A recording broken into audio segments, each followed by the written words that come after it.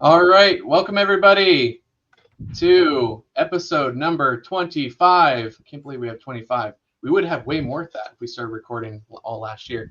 Working with difficult customers. Welcome, ladies, to the panel. It's good to see you. Before we get kicked off with some intros to our panel today, just the Success Panda housekeeping. March is tomorrow. I said I'd deliver the goods on the digital marketplace. So head over to successpanda.io and create a free account. And next week we will have our marketplace up where if you have some sort of digital asset you want to give away for free, or you want to sell, or you want Tracy's entire 48 session course on how to be an awesome CSM that I'm sure she's working on. Okay, she might not be. But if she did have something like that, you could sell it or give it away to the community on Success Panda. So it's our latest feature that we're rolling out with. So check it out. If you haven't created an account, feel free to head over. And without further ado, ladies, how are we doing? Awesome. Friday. Yeah, it is Friday. It is, and it is good because this is the first Friday where I currently live in Cincinnati where it's not 20 something degrees. So it's a good day. All right, let's do a little bit of intro. So on my screen, we'll start with Chantel. If you want to give yourself like a minute and a half intro, and then Tracy, and then Gloria. All right. Well, hello, everyone. My name is Chantel Payne. I am a healthcare manager of customer success. I've been in the industry for about 12 years now. I love the work that I do. Building relationships and connecting with people is absolutely my most favorite thing in the world. And so being able to do that for my career has been an absolute blessing. I'm a mother and I love, spending time with my 14-year-old son. And next to that, I love going to vineyards and trying new wine all throughout Georgia. And traveling is my most favorite thing as well, traveling all around the world. Sweet. Awesome. Fantastic. Chantel, you'll have to come north and I'll have to take you wine touring. Good afternoon, everyone. My name is Tracy Capshay. I am a customer success leader.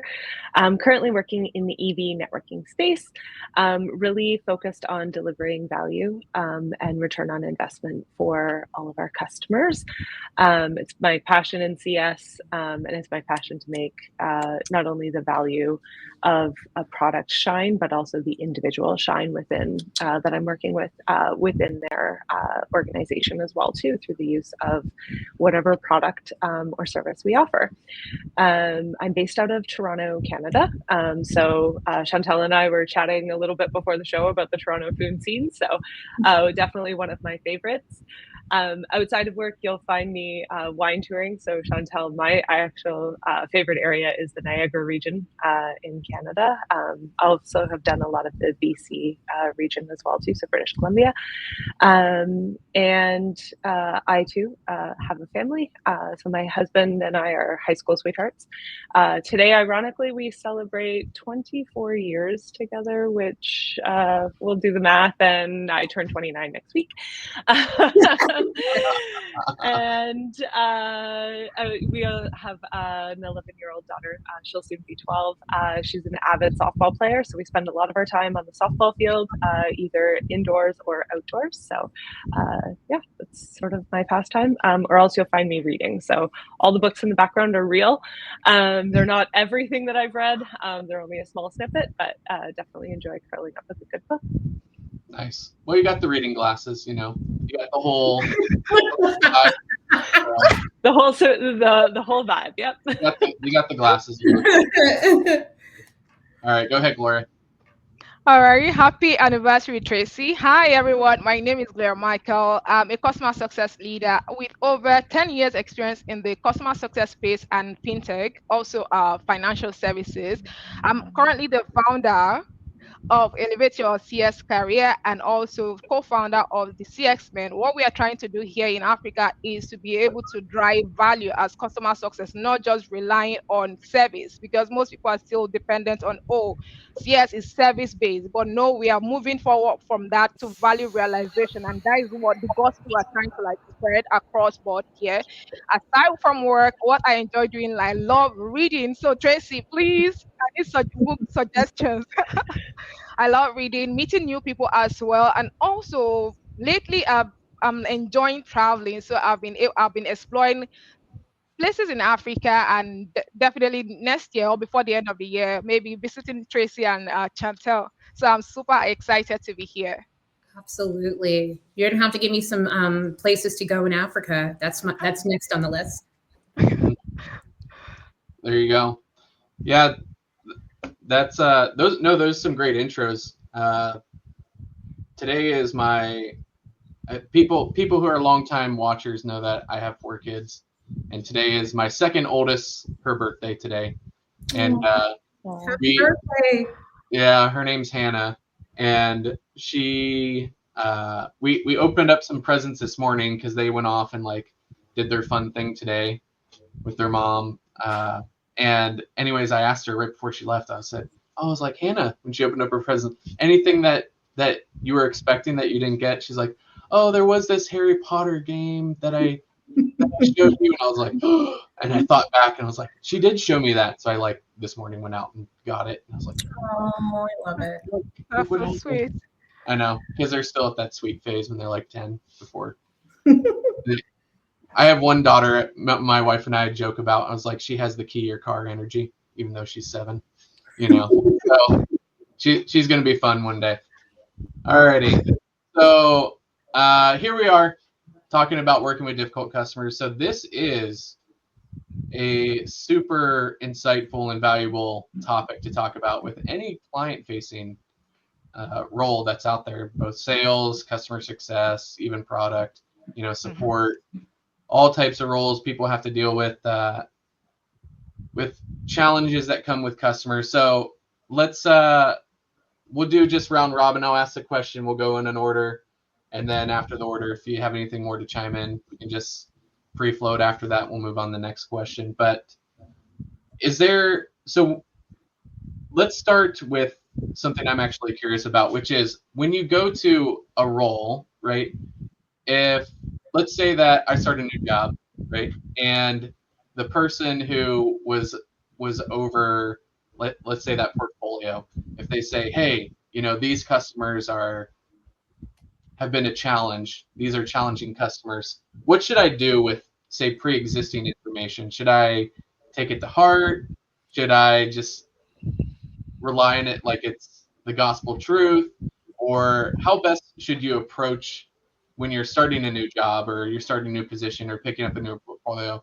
How should you assess the current relationships before we get to some other questions? So, I don't know if that question made sense. It did in my own mind, but Chantel, then Tracy, then Gloria. Okay. So, okay. I'm sorry. Did you say Gloria go first? No, Chantel, you can start. Tracy and Gloria. Yeah. So this is something that we often face in the tech industry, period, right? We're going through account transitions, you're new coming in. And so I think the first step is really to sit down with your internal stakeholders and understand, what their experiences were, right? Why were we having challenges with this customer? And I think it's also important to understand the work that they put into trying to work with the customer, but also acknowledging that it might not be the same experience for you that it was with the previous customer success manager. Right? Mm-hmm. So then what I like to do is once you meet with that customer, it's really important to just acknowledge that maybe there has been a challenge, right? What has been their experiences and getting to the root cause. I oftentimes like to allow customers just to speak freely, say what's at top of mind for you. Let's be transparent about what it is, right? And then reiterating what you heard from the customer. It's important to make sure that you guys are on the same page and you heard things. And once you do that, I think you're now building out the foundation of how you should be moving forward with that customer. What I typically do is once we've wrapped up the internal information before meeting with the customer and then meeting with the customer, you come back to your internal stakeholders and have that conversation. And it's really important to then draw out a plan of action. What are you guys going to do moving forward? And oftentimes when you have a customer that's also challenging, I think it's important to have a regular cadence with them, because having that regular cadence is now going to start building that relationship, right? Having that connection. And you also want to be able to understand the personas, the personalities that you're working with, understanding the body language. And once you can match that and you build that trust with them, I think you're off to a really good start. It's also going to be imperative that once you meet with the customer and your internal stakeholders and you have that plan of action, you then want to make sure that you lay it with your customer. Here's what I heard. Here's what our plan of action is, setting the proper expectations and next step follow-up. But one thing you also want to do too is you don't want to just leave everything that's been discussed in a meeting. It's always going to be important to have the follow-up and next steps in the meeting, but also sending up those emails, right? And just continuing to update them when you're not meeting with them in a one-on-one meeting session, or whatever the case may be. Yeah, Gotcha. for sure. Casey. Yeah. I think, Chantel, you touched on a lot of the things that I agree with. It's opening or approaching each new relationship with an open mind. So there can be challenges that might be interpersonal between the previous customer success manager, customer success lead. Maybe there's a support challenge. Maybe it's it goes back to not being the ICP, so the ideal customer profile. Identifying really what is the root cause of the challenge, I think is really important. The other piece that I think I'd add as well too is, as we're evolving in customer success, it's important to remember that we don't always have those one-to-one connections with our customers and with our entire customer book. So at a one-to-many level, what does that look like in approaching a conversation, but capturing information internally to be able to support those one-off conversations that might need to happen in that one-to-many approach in customer success, I think is important too. What that can look like is reviewing call notes or special notes as well too that might be on the account level within whatever documentation you're using. Might be Salesforce, maybe it's a customer success tool as well too. And I think the other piece that's important as well is to remember that at the end of the day, we're all human. Sometimes we have a bad day. Brad, Chantel, you've got kids, so you all of a sudden that morning, everybody's late. It's an absolute disaster. We've all had those mornings. And sometimes, unfortunately, we bring that to work with us. And sometimes our customers bring that to our meeting with them. So level setting with the customer at the beginning of the meeting can change the entire outcome. Hey, how are things going today? How was your morning? What sorts of things are on your plate? What are you working on? And the customer appreciates that opportunity to kind of share their headspace, their mindset. Sometimes that does mean rescheduling a call. Hey, if this isn't a great time and there's something more pressing, I'm okay to move the call to next week, tomorrow, whatever might make sense as well too. So I think it's really aligning and really having that empathetic lens towards a customer, and then keeping that open mind throughout the entirety of the relationship, that one interaction might not be the entirety of the customer relationship. Nice. Fantastic. That's really great. So for me, what I also earlier in my career, I'll always go with whatever I hear from my colleague, because they've been on the account and they know what's up with it already. So I'll just jump in and like, oh, so he's a difficult person, and I go in with my shoulder very tight and like, oh, I try not to allow him to like press me or whoever. So, but now that I know better, I think it's better you go with an open mind. Whatever they have told you about that account or that client, just go there with an open mind. Don't take that to heart. That's for your own learning and for just for your, that's like a form of feedback for you to know how to relate with them. So if they are difficult, then you are coming from the angle of being empathetic with them, or being a good listener to them. So you're not coming defensive. That's not why the whatever information you have gotten is for. So whenever you're going into for any meeting, you go with an open mind. That is very important. And also, like I think Chantel also mentioned that it's important for you to build your own relationship with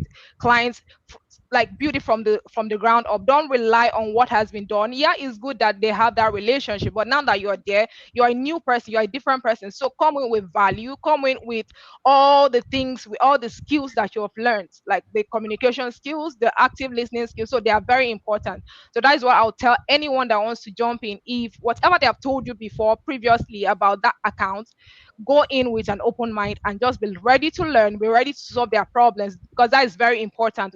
After all is said and done, what is important to a client is they are listening, they are heard, and they are, of course, their problem are solved at the end of the day. So that is what I'll have to say. Thank you. Absolutely. Yeah, no, I think, I mean, for me and in my experience, I don't, similar to, I'm super skeptical about news. You know, Yep. I'm super skeptical about what people's characterizations are of people when they're like, oh, yeah, that Tracy, she's mean all the time. She's like such a grouch on every call. It's like, okay, this is just one data point, right? So I think so my feedback is always just like, allow that to be a data point when you're coming into a new situation. It's just a point of data, but give people a chance, right?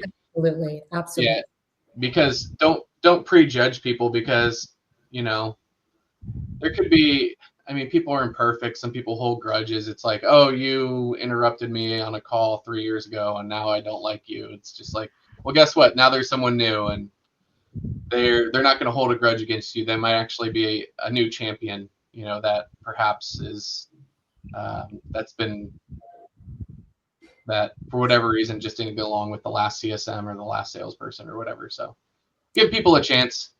I don't know. What do you think about that? Absolutely. I agree. And I'm going to kind of go back to, I think it's really important to understand the persona, right? You need to understand who you're talking to, because if you're talking into a C-level, you want to come in with a strategic mindset and you want to get straight to the point. These people are busy. They got meetings back to back to back, so know what you're talking about. If you're talking to an IT admin, you want to have that technical acumen, right? You want to understand their language. And I think that's the base of how you begin to relate, and then understanding subconsciously their personality, right? Sometimes you have people that are very silly, and so you'll get on a call and you tell jokes and it's just great. Some people just want to know, like, hey, what's going on your side of town? Like, always start every single meeting with personal small talk. I think that goes a long way. Nice. So let's jump into a next question, which is kind of the tactical, right? There's, I'm sure, numerous people who will be watching this either live or later on YouTube, which they'd say, how do I tactically, say you're in an account, and what strategies do we use if we're dealing with like a difficult customer, where you go in, you have your first call, you're like, man, this person's either really demanding or what they're asking for is not something we do, or whatever the context is, it's just a challenging situation. What's been the panel's experience in dealing with just how to approach these types of situations where you realize, like, oh, this is going to be a challenging customer? So we'll go in different order. We'll go Tracy, Gloria, then Chantel. Yeah. I think there's three sort of main strategic pieces I would point out. So number one, act with empathy. So a customer is coming in with the information that they have. And they're coming in from their particular lens of whatever has happened, whether it's a support challenge, not a product not meeting expectations, or it might just be a misalignment in how they're utilizing the product as well too. So coming in with that empathetic lens of I'm here to help, that piece is, I think, is important. And similar to that, coming in with a lens of curiosity. So a customer will turn around and say, it's not working. And I think as CS leaders, I think it's important that we understand what they feel isn't working. Is it that they may have a setup point that was missed? Is it they've missed a button? Is it that their use case is a little bit different than what was initially presented to them, or they're trying to do something just a little bit different from the product than has been done in the past? And I think that that's an important piece. I think the other piece is ownership as well too. So dealing with a difficult customer sometimes does require multiple follow-ups. So aligning the internal team, really owning the communication that needs to happen, and making sure that each of those pieces is addressed. What are they trying to achieve? Their ultimate goal. Gathering all of the information that is relevant to the challenge that they're having, and then also accepting accountability wherever that may be. Maybe it's a product challenge, maybe it's a bug, whatever it happens to be, and then aligning on next steps. And sometimes that means in that call where you're gathering that information, the next step is to follow up with an email or documentation or a check-in after a more robust internal conversation has taken place. So curiosity, empathy, and ownership are always my effective sort of strategies for it. All right, fantastic. Those are really great points. So for me, coming from a tactical point of view, and what has helped me in resolving or managing, you can't really eliminate difficult customers. You can only manage difficult customers. And before you actually manage difficult customer, you need to know why. What is the underlying issue? Is it because of your product, services? And if is it, or maybe they are transferring aggression? So if it's that, then you know how to manage them. So the two techniques that has really helped me in managing that is, the first one is the last approach. I don't know if you know LAST. That is, you have to listen to the customers first, understand from their point of view, and then the A stand for apology. You need to apologize to the customers after you have understood what the problem is, either is your fault or not. And when I say apologizing to the customer, I don't mean overly like saying, oh, I'm sorry and all that. You just need to acknowledge that that's a problem and you're sorry about that happened, or that they are experiencing that. So I'm sorry that you are experiencing this. I think is better than you just avoiding it. Okay. And the S stands for solve their problems. Whatever it is a customer is experiencing, you need to actually solve them. That is what will calm them down at the end of the day.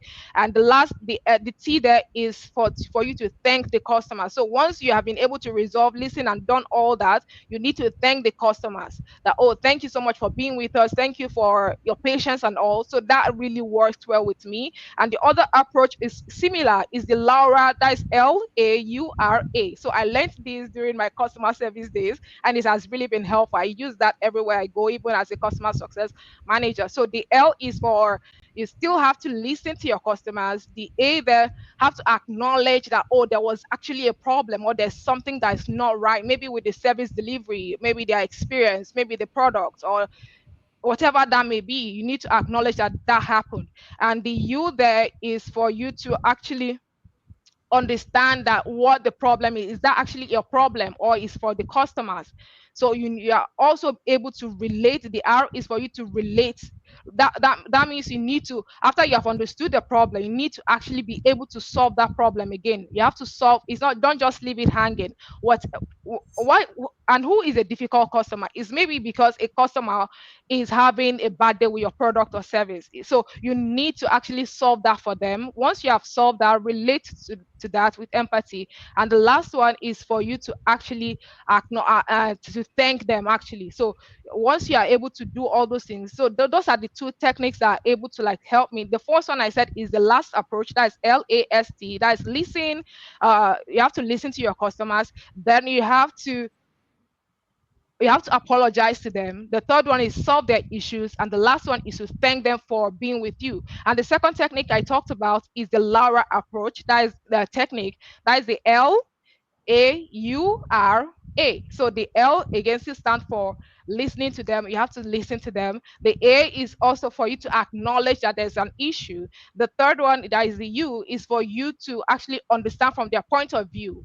If the customer is complaining, then there's something, even though you don't understand it yet, is a problem. For if it's a problem or an issue for your customer, then you have to take it up. You have to understand from their point of view. And the R, you have to relate with them with empathy, relate with your customers with empathy. And the last one, you have to act on it, whatever the issue, whatever the problem is, no matter how difficult the customer is.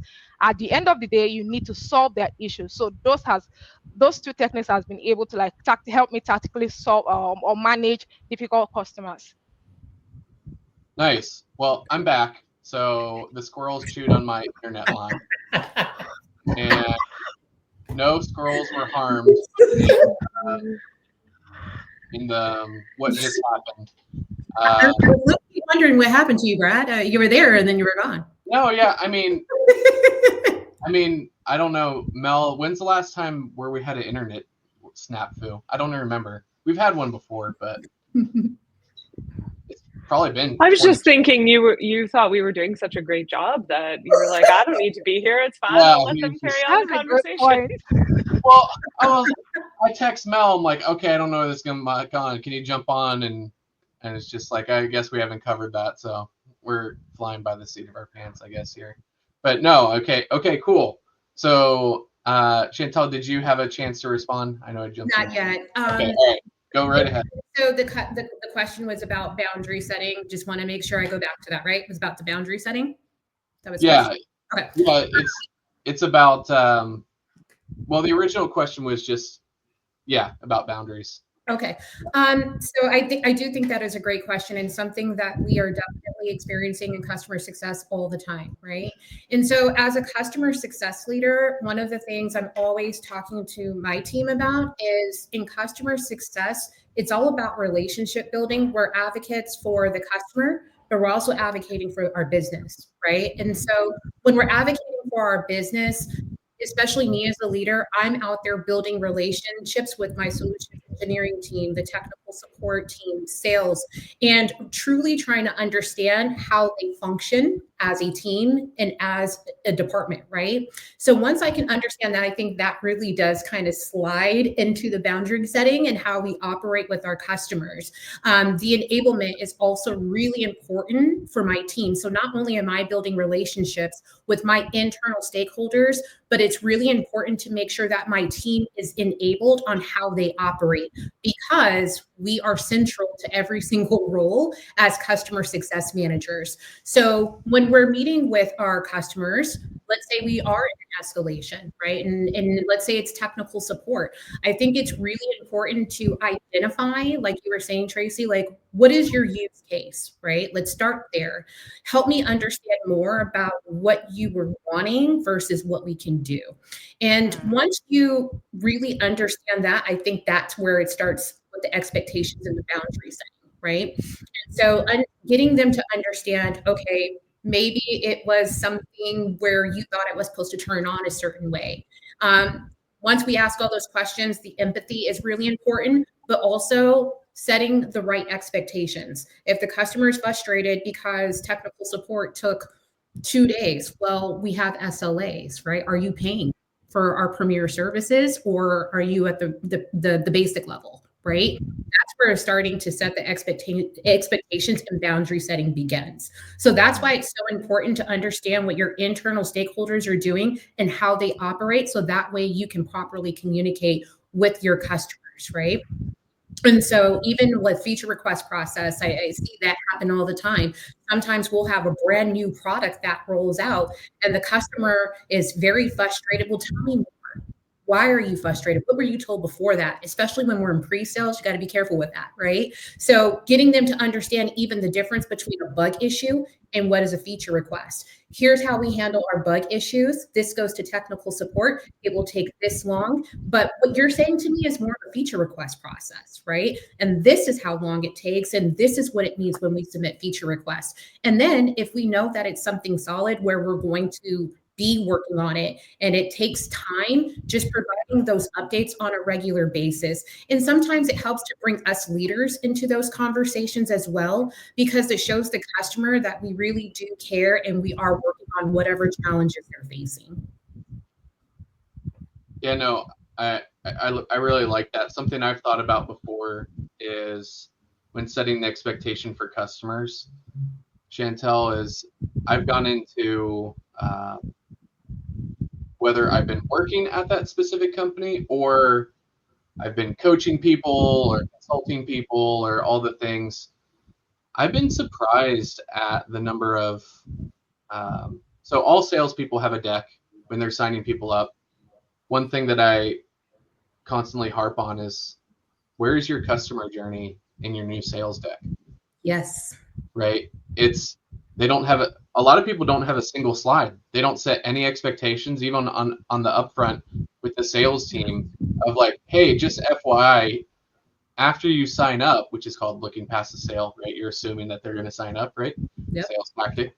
But after you sign up, here's our customer journey, and this is what you can expect.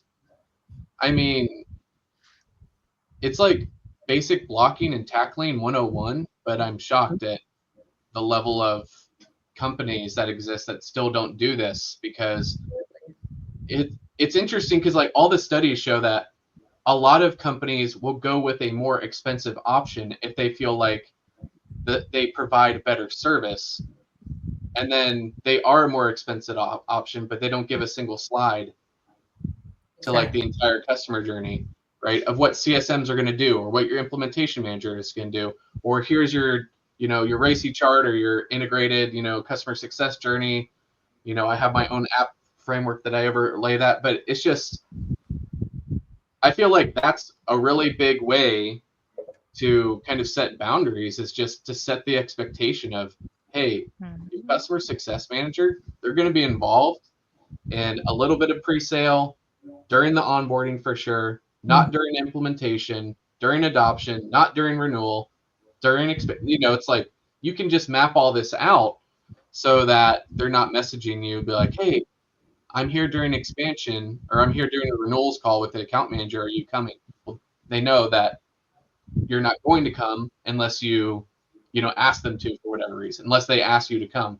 So anyways, that's my rant about that. So is that something that you've seen before in the marketplace of CS, experienced? All the time. I find that the biggest challenge, and that's why I kind of went back to sales, right, is going from pre to post sales is the biggest hiccup, right? We need to understand what conversations you are having with the customer. Why is the customer even here? Right.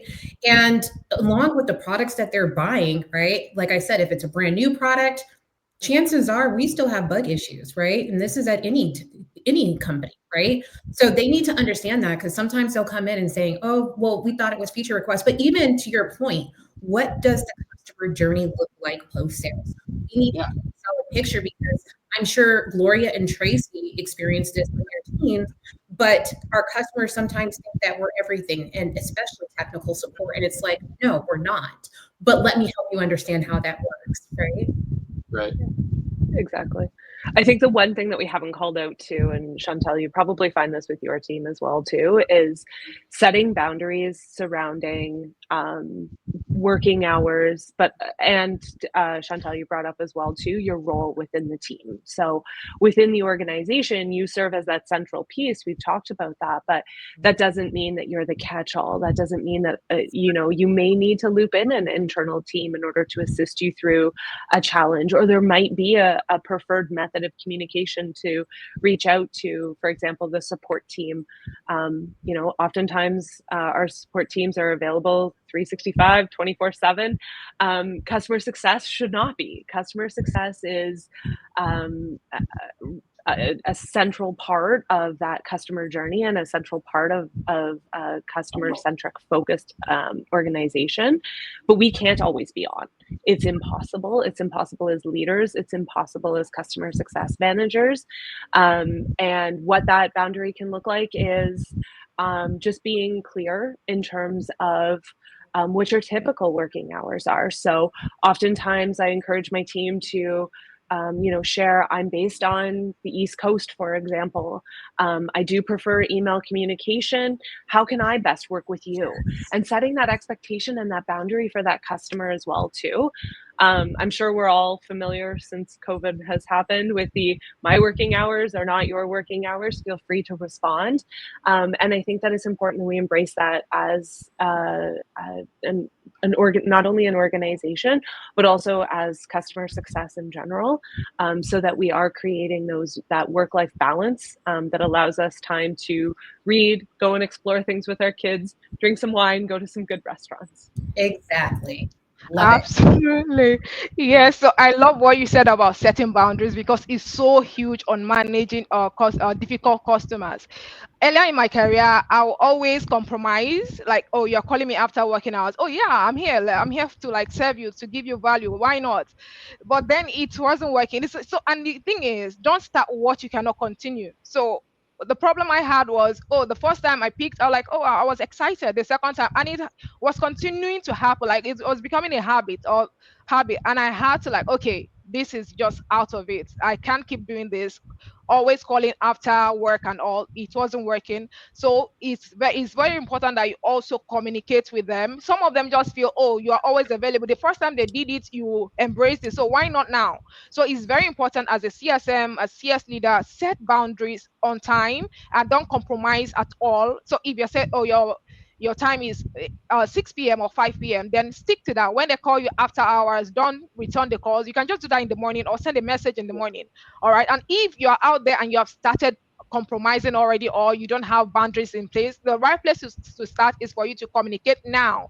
Talk to your customer that, oh, this is what the working hours is, this from 9 a.m. to 5 p.m. And aside that, just start what is the word now? I have it, I can't really say it now. So but then you need to start embrace that. If you say that is your working hour, don't still manage and imagine a customer calling you, let's say 7 p.m. That's not your working out. You don't have to encourage that again. So once you have set that boundary and you have communicated, make sure you stick to that yourself, because that's where most CSM fail. Once they're communicated and because the customer still continue doing that, they're like, oh, he's still calling me, and they just fall off. But once you have communicated your value and the time and what it can actually be anything, maybe not just the time, but then we're using time as the closing time as the example here. So don't pick up again. The next day you can just send them a message, oh, this happened, I'm available now, can we talk or something. So that's how to like set boundaries and just make sure everybody's in line. And I'll just add that if you do set a boundary and you cross it, then you might as well just say you never had one. Absolutely. Right. Yep. So if you tell customers like, hey, I can't take your 8 o'clock phone call, but then you pick it up, then your actions have now spoken. All right, so let's move on to another thing. We'll kind of do rapid fire here because we got some questions I want to ask. So we'll try to limit initial responses to like 60 seconds, and then we'll open it up. But first, I want to ask this follow-up question. Similar to the escalations is, okay, let's just work through, setting boundaries.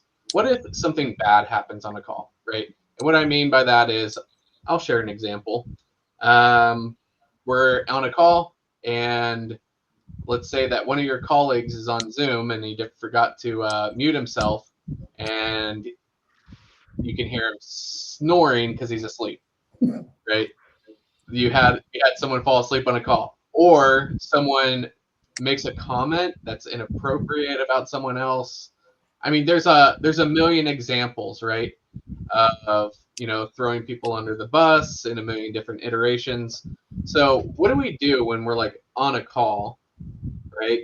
And I think this is one of the things that I think you can tell the biggest maturity of CSMs is in how much experience they actually have is, and this is why the highest paid CSMs are the highest paid, because they know what to do when bad things happen, right? Everyone knows how to act when good things happen, when the path is straight and you're on what's called the happy path, right? But what do you do if someone from your side or the customer side just starts doing something that we'll say is don't know, inappropriate, challenging, not going to be good for a long-term relationship. So any volunteers want to go and take that one first, then Okay, can I try? sure. All right. So for managing this kind of situation, what I'll typically do is, okay, so if the situation is extreme, then what I'll do is acknowledge it first. Oh, I'm so sorry about that. Maybe somebody's snoring or said something that is maybe not good. Acknowledge. Don't do as if that didn't happen, because the customer is never going to forget that. So how you manage it is so important. So acknowledge that happened first. Then you can probably apologize for that behavior, and depending on the situation again, then you can offer maybe a reschedule, or even maybe, okay, can we do this later? Does this work for you? Or you can just walk around it. Don't ever try to overlook that, oh, it didn't happen, nothing happened. So you have to start from acknowledging that happened, then try to proffer solution to that. And if it's something that is outside your control, that's how you deal with it. And if it's something minimal, then you just try to communicate with your colleague, like, oh, please, Mhm. can you get this done? Can you, like, we are Yeah. trying to work this out. So I think that's how you should manage it, from acknowledging it, then apologize, and then try to proffer solution to it. But if it's minimal again, then you have to address your colleague there, depending on the relationship and the dynamics on the team. So there's a path for you to, like, go back to the team and, like, okay, please, can this not happen again? We are trying to have a conversation here, so that Yeah. the customers will know that, oh yeah, you don't take that, right? You are setting the tone for the customer. They know that, oh, you have actually got their back, right? So you are like the voice of the customer. So you have to come from that angle. So that is typically how I'll deal with this situation. Chantel, Tracy. Yeah, I actually had a situation not too long ago, but we had a customer that was going through a deployment, and we had a member on the team that was on the call that was actually DMing within the chat, within the session, negative things about the customer. And thankfully, it was myself and another leader that was on the call. And so we definitely let the customer finish what they were saying, because the customer tried to act like they didn't see it, but we all saw it, right? And so I think— wait, was the DM visible to them? Yeah, it was visible to everybody. They didn't think. Oh, okay, gotcha. So they didn't know that we all saw it, because it wasn't supposed to go to me. It was supposed to go to another person on the team that was not a leader, was a non-leader. Yeah. But the other leader and I saw it, and we were like, whoa. So we immediately started pinging each other on the side, and we're like, damage control, what do we do? And so the customer, it's like, we saw it, so we know the customer saw it, right? But they didn't want to say anything. They just kept trying to go through the call. And we let the customer finish, but we were going to acknowledge what just happened. We're not going to act like we didn't see that. And the first thing that we did was we apologized. And we said, you know what, we're going to get together on the back end, and we're going to come up with a solution, because on behalf of us and this company, this is not how we operate. It's always customer first, right? And so what the other leader and I did was we met up, we discussed a formal plan. We actually removed that individual from the account team to working with that customer. We came back, we had another follow-up call. All of us leaders, we left the account team out. At this point, this is leader to leader conversation. And so we as leaders got on the call. We again apologized. We brought in the head of from that department and talked about, that leader spoke about what's not accepted, how his expectations are for his team. We let the customer know that that individual had been removed, and here's what we're going to do moving forward. And the customer just really appreciated that we didn't hide, right? We held that individual and ourselves accountable. We were proactive, and we came up with a solution. I think it was within a day. We were like on it. And we continued to follow up with the customer for a couple of weeks to make sure they were okay, because their support, their business is vital. It's important to us, right? But once we knew that we were in a good position with the customer, we just kept it moving and things were fine. Keep it moving. Go ahead, Tracy. Yeah. I think the only thing that I'll add, because I agree with the acknowledgement and everything else, I think is the after the call as well too. So we've all been on those calls where customers may have been I don't want to say inappropriate, but inappropriate in their delivery in certain situations. And the mindset piece behind acknowledging that from a leader as well too. So we've all been on those difficult customer calls, but taking the time after that call to decompress, whatever that looks like for you, whether it's deep breathing, going for a walk. Sometimes it's just taking those 30 seconds to just shut down your laptop and give yourself that space. And then from a leadership perspective, I think as leaders, we also need to acknowledge with our CSMs and the rest of our teams as well internally, that was a tough call. Go and take 5 minutes and then we'll reconvene, or go and take the half hour that you all need, and we'll align on next steps when we're all in a better headspace. And I think that that's the important piece here too, is to acknowledge that we're all humans. Chantel, I'm sorry you had to deal with that. And just being, like I said, being human and giving people the space to decompress from that. Absolutely. You're a people first leader, and I love it. I could tell by the way you're. Yeah, no, I've been on. I would say it was probably the worst call that I've ever been on one time, and this is why when you're in a people management role, you're the quote unquote leader or whatever, you have to stand up for your people. And we had a customer one time make a really inappropriate comment to a female colleague. I just called him out. I said, I don't care if you're a customer, what you said was wrong. And we're going to end the call right now. So we can, me and you can talk about this next week, but this isn't appropriate. So we ended the call, and I talked to her about it, and I said, obviously you don't want to be on that account. I don't know if they'll still work with us, but I'll deal with it. From now on, we'll put someone else on the call. And so that the key skill is being able to have difficult conversations, which is hard. Yes. For the people pleasers that exist amongst us in the space, right? That can be hard for a lot of people to have difficult conversations, but the more that you do it, the more comfortable you are with it, right? And there's also things too. I mean, this is the nice thing about having Success Panda and like being self-employed is like you can choose your customers. You're just like, hey, I haven't really had a chance because I get along with everybody. But if there was, be like, hey, we're not the right fit. We're not the right company for you. I'm not the right career coach for you. But that's like the difference between just having a boss and then a leader, right? Because maybe your boss is like, oh, well, we don't want to lose this account. That'll reflect on me. But doing the right thing sometimes takes courage. And I think that's one of the key hallmarks to having a good leader is like, can that person do the right thing at the right time, right? You can do the right thing at the wrong time, which won't win you any points with your team. Like if I use that example, hey, just let it slide. Don't call them out, address it later. Like, my female colleague would be like, oh yeah, it would have been more meaningful if you did it like live on the call, right? Yeah. I agree. But yeah, I did. So, but that's the difference, is just fundamentally, if you feel like you're always doing kind of like the right thing and you're trying to de-escalate the situation most of the time, right? Yeah. So I know we're getting close to time. So 60-second, let's do a 60-second fire round here. What is the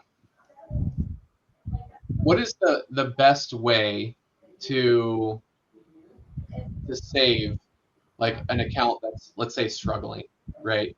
So you're a people manager, or say that you go to one of your teammates, right? Somebody you manage, and they're like, this is a really difficult account. I feel like I'm going to lose it because I don't know how to handle some of these difficult situations. What's the best way to save that account? So again, we'll keep it to like 60 seconds or so because we're close on time. But Tracy, you're shaking your head, so why don't you go first? Yeah, I think from a people leader perspective, it's understanding the challenge that the CSM has identified most. And it could be that difficult conversation is one that they haven't had before. Maybe that looks like a role play between you and the CSM and them practicing that difficult conversation. Maybe it looks like you attending the call so that they have that support in real time. And maybe it's internal alignment as well too. So that CSM has just, everything feels like compounded that week. And this is the breaking point for this customer. And so really understanding from internal teams as well too, where are each of these challenges that the customer is facing? What are the next steps? And just giving people the space to identify what those challenges are as well too. So, Slack starts going off with an escalation, or Slack starts going off with a risk, and everybody starts jumping on it. It's important to acknowledge that some people need some time. Maybe they're in a meeting, maybe it was their lunchtime, and being able to have that time to explore it, I think, is important as well. Yeah. Gloria, what do you think? Got 60-second response here. All right, that is actually fun. That is a great one, Tracy. So if I have to do that or solve that kind of if I'm in that situation, what I'll do is understand the problem first. So what is the problem? Why is it a difficult person? And why is the account about to churn? Is it service? Is it product? Is it their experience? Then you come from the angle of, okay, can we resolve it? What can be done? So you come from that angle. What can be done? What can you do? Or is it like nothing can be done at this point? Because the account that there's nothing you can do again with them, they're actually at that point, the tipping point where you just let it go. Then make that happen, let it go. But then what can be done? Ask that question. You need to know how to ask the right question at the right time as a CS leader.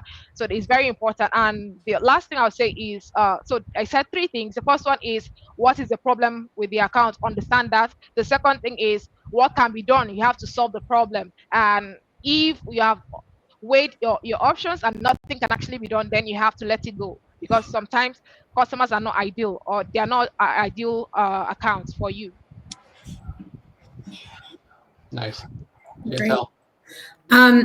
So I keep hearing people leader, and I truly believe that's where it starts, right? Your team needs to be comfortable with you, and they need to feel like you're going to be there to support them. I think that's where it all starts, right?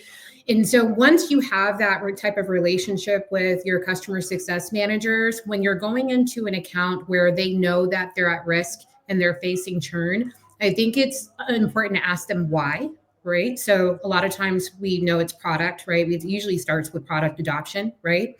And it's not working to what the customer feels is their benefit. What work have you done? What teams have you brought in? What does your strategy look like, right? And so as a leader, we have so much experience with knowing how to navigate through all of these different challenges. And that's where I feel we need to step in and we need to coach. So for example, you have a customer that maybe is frustrated with technical support, right? What work did you do to partner with the customer and technical support to get whatever the situation is resolved? Right. And where we find those little areas of opportunity, it's our responsibilities as leaders to step in and help guide them. And I think that truly does help when you're trying to work with your team to take a customer that's at churn risk to resolve and get them to a more successful, trusting position with your product. Yeah, I like that. I know my calling card a lot of times, most of the time when it's not like, a nuclear bomb situation, is just I use humor a lot. Like, yes. Going back to my example of when I had a teammate fall asleep on a call, I was just like, well, at least we know he's still breathing, It's, you just acknowledge it and people just laugh and then you just mute him. So yeah, if you have a sense of humor, that is always a plus. But yes, ladies, thanks for coming on the show. Before we sign off here, where can people connect with you, and feel free to pitch anything that you're working on or how people can get in contact with you. So Chantel, Tracy, Gloria, that order, where can people connect with you? You can find me on LinkedIn under Chantel Payne, as it's spelt here. Don't be shy. I don't bite. I love talking to people. I love mentoring. I just love seeing people grow. So I'm always happy to help in any direction. Must be a good person, Chantel. I try to be. I strive to be a good person. Similarly to Chantel, would love to connect on LinkedIn with anyone. Also do some mentoring as well. And really just the Success Panda, I have a little profile as well too if you want to send a message that way. There you go, Tracy. Getting the Success Panda. There you go. A little plug for you, Brad. How's that? I know. It's Friday. I know. Gloria, All where right, can people to connect with you? Same here. You can connect with me on LinkedIn, Gloria Michael, and we are currently working on a mentorship program for 1,000 people in Africa. So Sweet. if there's a way we can partner together, we are all here. And also, I'm open to mentorship and also speaking engagement. Yes, if you are looking for insight from emerging markets like Africa, Nigeria, Ghana, Kenya, I'm your person to go to. So yeah, thank you. Awesome. All right. Well, it is Friday and it's quitting time, ladies. So I'm glad you were able to come on the show. Thanks for sharing some of your insights about how dealing with challenging customers. And until next week, when we have the episode 26, everyone have a great weekend. And thank you again, ladies, for coming on the show. Bye. Have a great Thank weekend, you, everyone. Bye, everybody. We'll Bye, see you next week. everyone.